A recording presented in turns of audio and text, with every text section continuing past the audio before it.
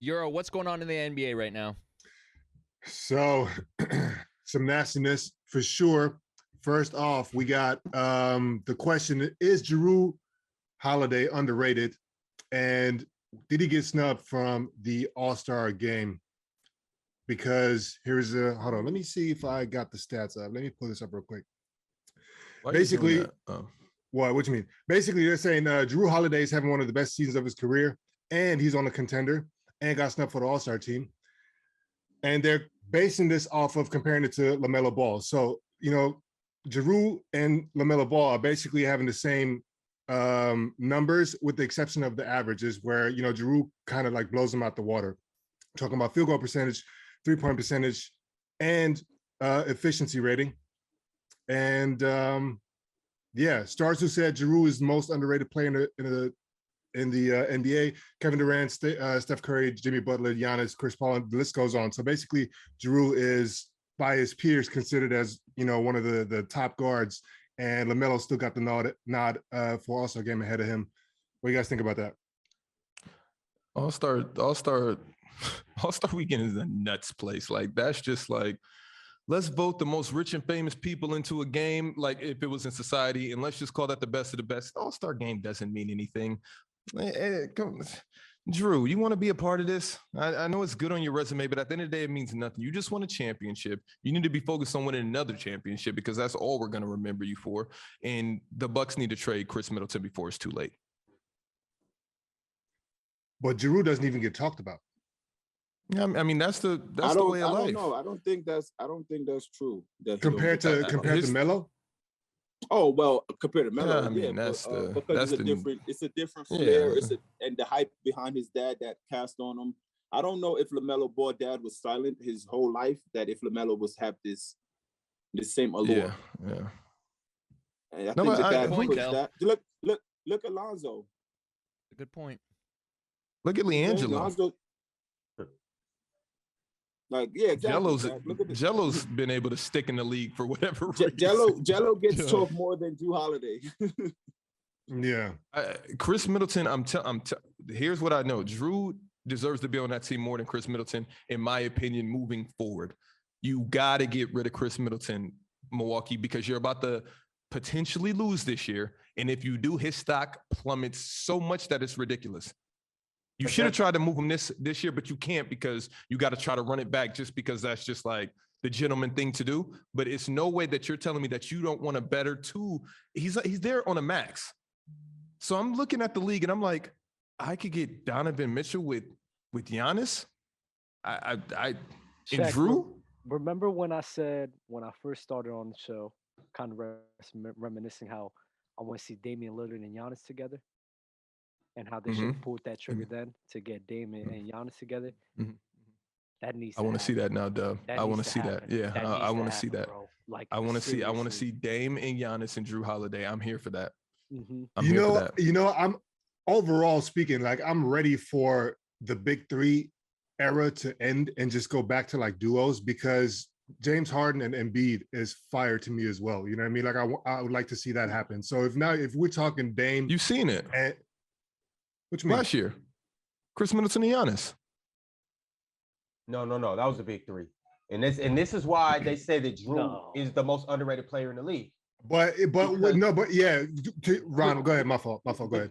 Without Jrue, they still potentially win that championship. But Jrue, how much do you have? No, definitely you see what I'm saying? You see what I'm saying? So when Jrue coming put them over the edge. Jrue coming was the difference between them really smacking the Suns and potentially that. Wait, so were the Spurs? So were the Spurs a big three?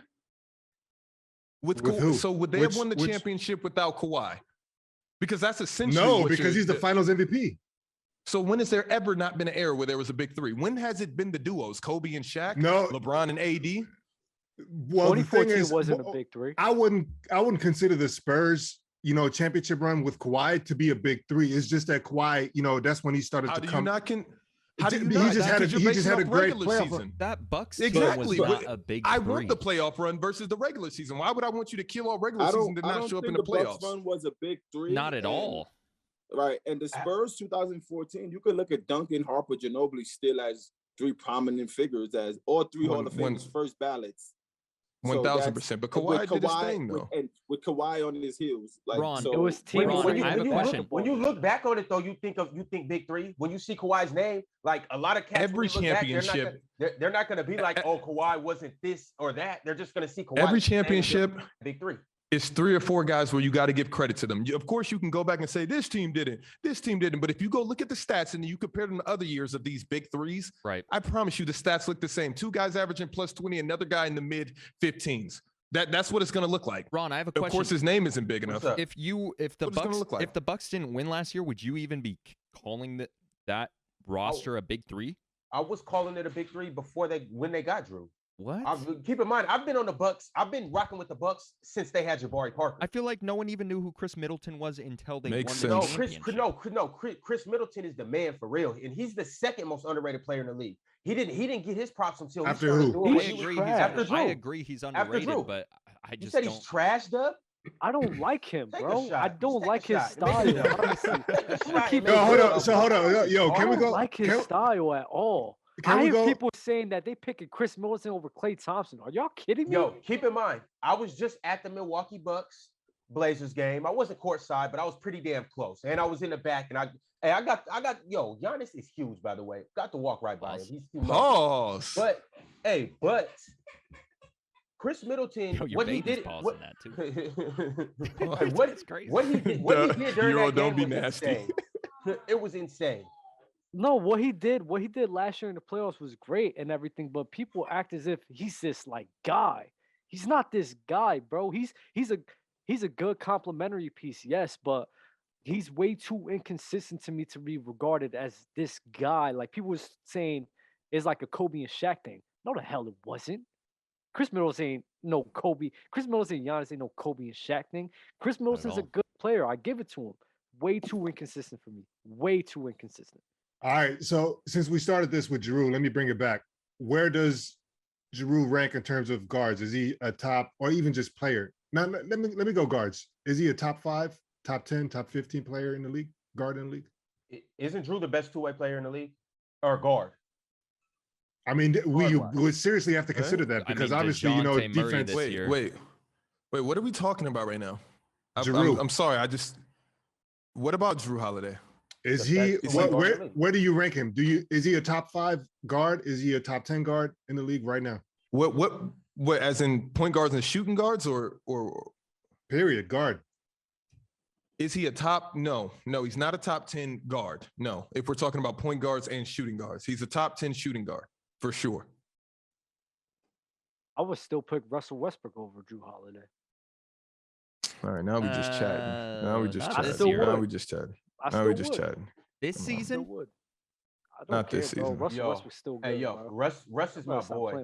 And right now, and damn near even not last year because he got down last year. Right now, I'm not picking Russ over Jrue Holiday. If I'm the Lakers GM and I can get Jrue, I'm taking Jrue. It's a better fit, but I mean, if you gotta build a team around one person, I'd rather build around Russell Westbrook than Jrue Holiday. I'm building around Jrue. I'm building around Jrue. I'm going Russ. I'm building around Russ before. If we're doing that, I'm building around Russ. Guy. No, I'm taking Drew's contract, and I'm getting 2 other players. Dell, I am surprised out of you. No, because he doesn't understand. No, I'm a Jrue guy, who are you putting around Russ? Understanding the magnitude of things. Like, who are you putting around Russ? Tell me right now. You know, Russ has you do the team, Shaq. I don't know because any player, any 2 players that I put around Russ, I put around Jrue, and I'm happy. Okay, I got you. I'm like, this is gonna work. Wait, Dell, do you like Russ on that Bucks team instead of Jrue? No, that's a better fit for the Bucks with Jrue as well. This is the thing. You say who? If like you see Russ the year after KD left when he won MVP, and a couple years after that, I think that Russ controlled that roster with. But we're talking about teams. right. Okay, let's just that's do my this. tone. What are we talking about? Let's trade Jrue for Russ right now. It's the fit, of course. The fit negates itself. We're talking about a fit. Like the fit right now, Jrue is better fit in LA for sure. Jrue is a better piece. Jrue is a better championship piece than Russ is. Yeah, right, he's a better championship piece. If you have to build those championship teams, if you have to, like, I would rather Russell Westbrook on Detroit Pistons with that roster than a Jrue Holiday. Of course, but I mean, who wants to see? Okay, I would much rather Carmelo on that roster too. It doesn't matter. But that any but player, that's what I'm talking Kemba about. Walker, Kemba. I would love Kemba in Detroit. I would still rather Russ over Kemba on that. If you a marginal team, low level team, those two that's players. Fair. That's all I'm saying. But I mean, he needed to be with Bradley Beal. Championship level teams, you're taking Jrue. Yeah, and that's cool. Last year. Russ, last year on the Bradley Wizards, Beal is taking choose Russ or Bradley Beal is taking Russ. Yeah, like because Bradley, that pace has slowed down, and now the defenses can set in, and now it's starting to be bad for Bradley Beal because what else you got, Euro? I got another one like that. So basically, people are looking at Kawhi and Andrew Wiggins' career stats. Oh God! And I saw that. Yeah, Dale, you sent this in the chat. We have some words. Right. This is kind of crazy. This so is nasty. Kawhi's career points per game, 19.2. Wiggins' career points per game, 19.4. So he got him beat there, even though it's almost the same. Kawhi's career total points, 11,085. Wiggins' career total points, 11,136. So he got him beat there again, barely. Wiggins, however, is 26 years old, and Kawhi is 30. Thoughts? Wait.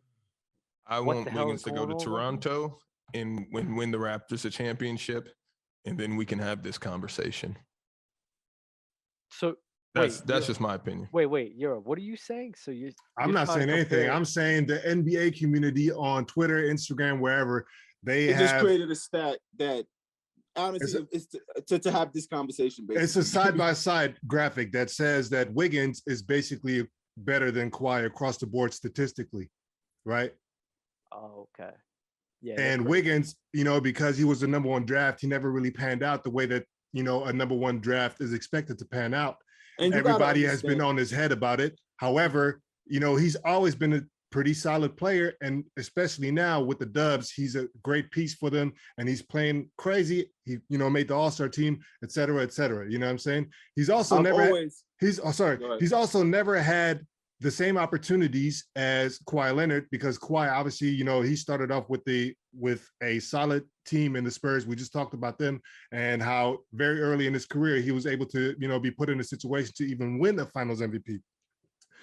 Fast forward to a couple of years later, you know what I mean? He's, making the finals again with the Raptors, et cetera, et cetera. So would you swap Wiggins for Kawhi Leonard, knowing all of these components in the argument? Hell no. No, I don't. I think the biggest thing is like Kawhi numbers and scoring and all that stuff has been his available to play. You know what I'm saying? He hasn't had that many full seasons. He's missed a lot of time.